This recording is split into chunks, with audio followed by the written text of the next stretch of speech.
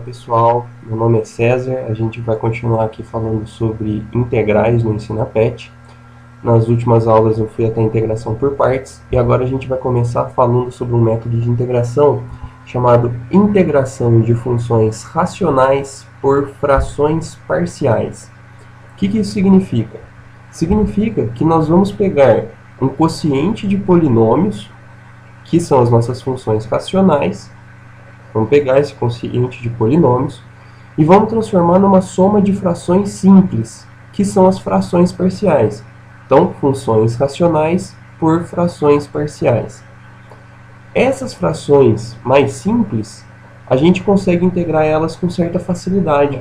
Então, de novo, o método consiste em pegar algo complicado, transformar ele, trabalhar ele para algo simples e aí integrar essa coisa mais simples. Por exemplo, olha esse quociente de polinômios. Você olha para essa integral, você fala, nossa, é super complicada. Tudo bem, uma vez que você conhece o método, você consegue expressar ela de uma outra forma. Então aqui, esse integrando aqui que está dentro da integral, eu consigo expressar ele de uma forma mais simples. E aí, cheguei nessa forma mais simples, a integral da soma é a soma da integral. Então, integro primeiro esse lado, depois integro esse. 2 é constante, vai para fora. Menos 1 é constante, vai para fora. Integral de 1 sobre alguma coisa, ln de alguma coisa. Então, a gente consegue resolver essa integral de maneira mais fácil. Lembrar de somar c no final, né? Eu já tinha esquecido aqui. Então, a gente consegue resolver essa integração que antes era muito complicada, passa a ser algo mais simples e a gente consegue resolver de maneira mais fácil.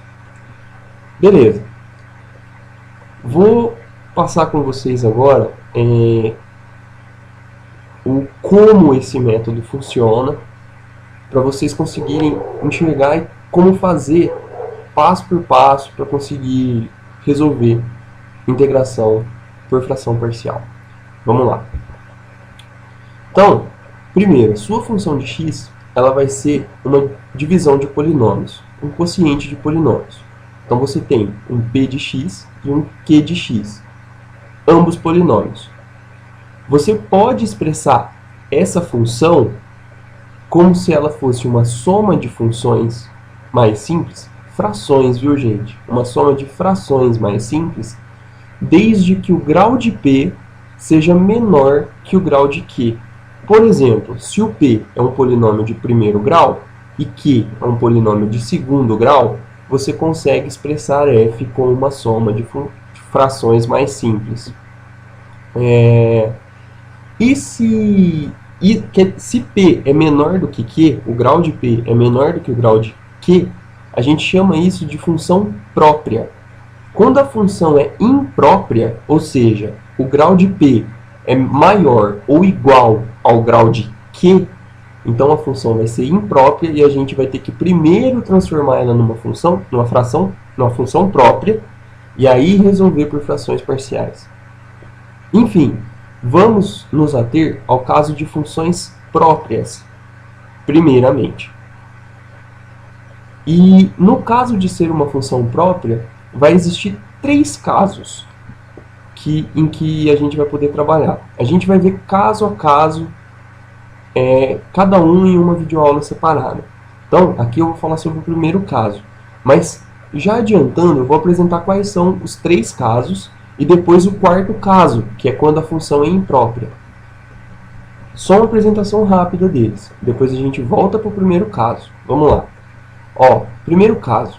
Eu tenho um q de x, ou seja, esse fator, esse polinômio aqui de baixo, ele é um polinômio que é um produto de fatores lineares, ou seja, ax mais b, né, fator linear, bx mais c é uma reta. E esse produto de fator linear são todos distintos, ou seja, tudo um diferente do outro. Segundo caso, o q de x são fatores lineares, mas alguns deles são repetidos.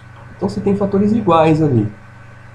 E o terceiro caso é quando o q de x não pode ser expresso de nenhuma maneira de fator linear. Você tem fatores quadráticos irredutíveis.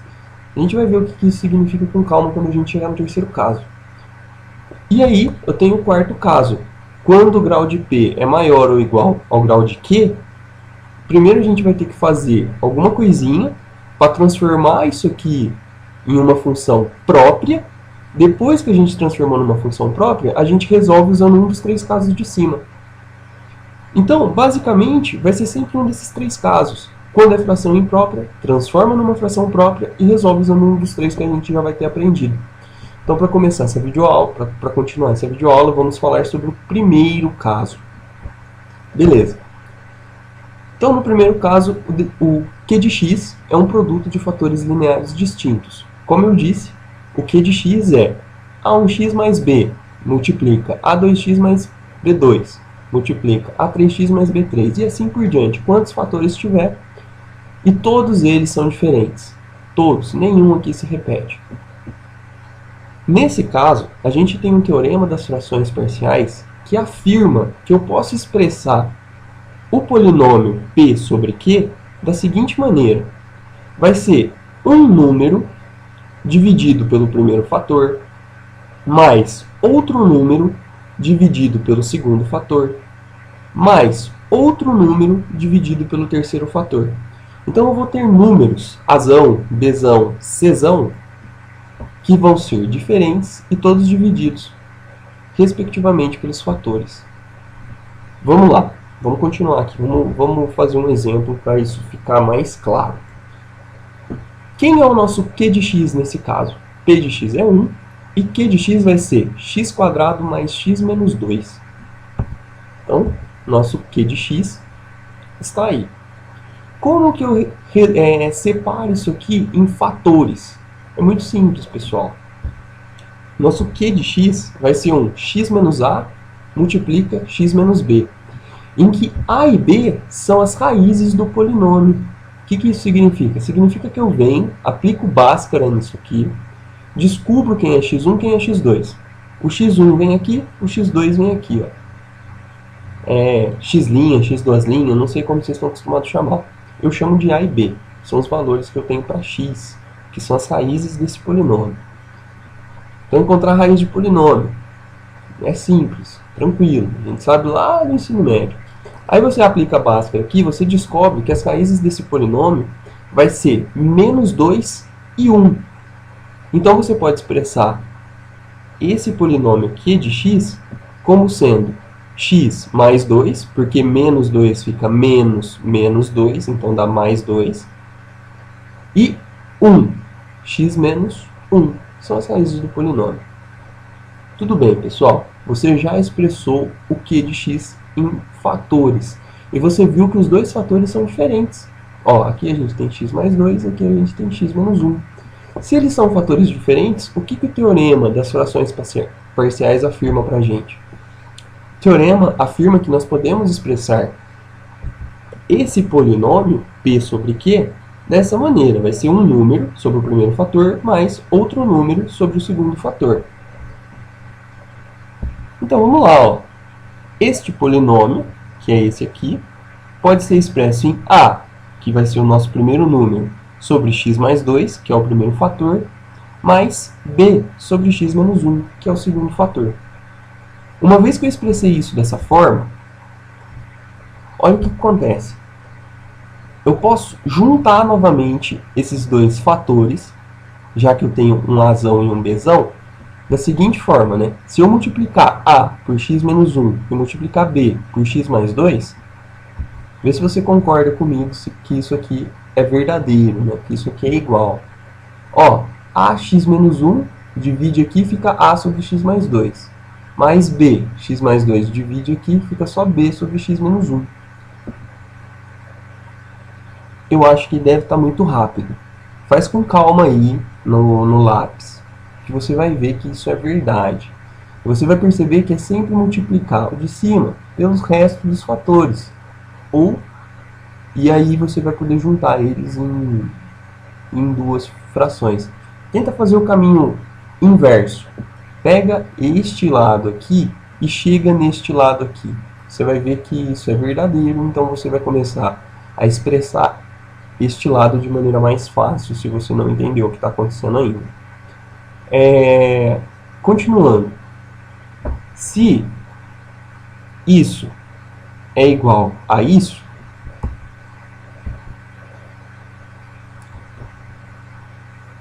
veja que interessante o que acontece. O lado de cima é igual ao lado de cima, porque o lado de baixo é igual ao lado de baixo, certo? Se eu aplicar a distributiva aqui, ó, vai ficar AX menos A. Então aqui, ó, AX menos A. BX mais 2B. BX mais 2B. E isso é igual a 1. Então, 1 é igual a isso daqui. Tudo bem.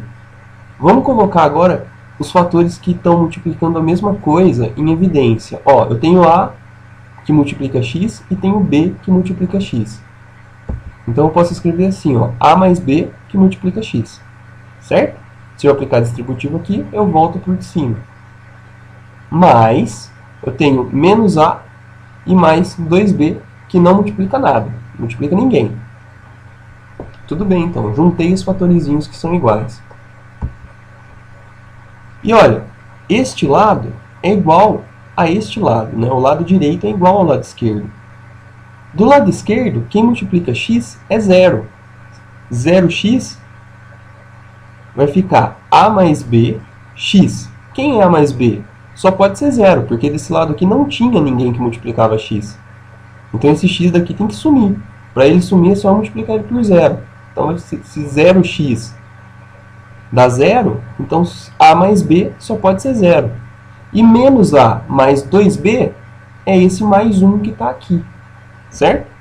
Então vamos lá. A mais B é igual a 0. E menos A mais 2B é igual a 1.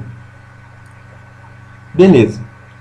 Se eu resolver esse sisteminha de equações aqui, olha o que vai acontecer. Primeiro, A é igual a menos B. Beleza. Então vamos pegar esse menos B e substituir aqui, ó. Vai ficar mais B. Certo? B mais 2B costuma dar 3B. Então B é 1/3. Se B é 1/3, a gente já descobriu o valor de B, e A é menos B. Então A só pode ser menos 1/3. A gente tinha expresso dessa forma. Tudo bem. Só que agora eu já sei que A vale menos 1/3 e sei que B vale 1/3. Então eu posso escrever da seguinte forma. Eu sei que isto é igual a isto. Já descobrimos quem são os nossos números Azão, Bzão, que satisfazem essa igualdade, que é afirmada pelo teorema de frações parciais, que eu posso escrever dessa forma. Beleza. Cheguei nesse ponto. E agora? Agora é a parte mais fácil. Ó, isso aqui que era algo complicado, passou a ser expresso dessa forma, que era algo mais simples. Nós descobrimos quem eram os números Azão e Bzão. Está aqui. E é só resolver a integral. Menos 1/3 é constante, vai para fora da integral. 1/3 é constante, vai para fora da integral.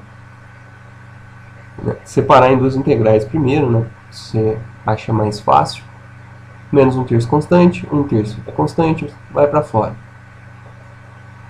Vai ficar integral de 1 sobre alguma coisa. Integral de 1 sobre alguma coisa é ln de alguma coisa. Do módulo, né, de alguma coisa.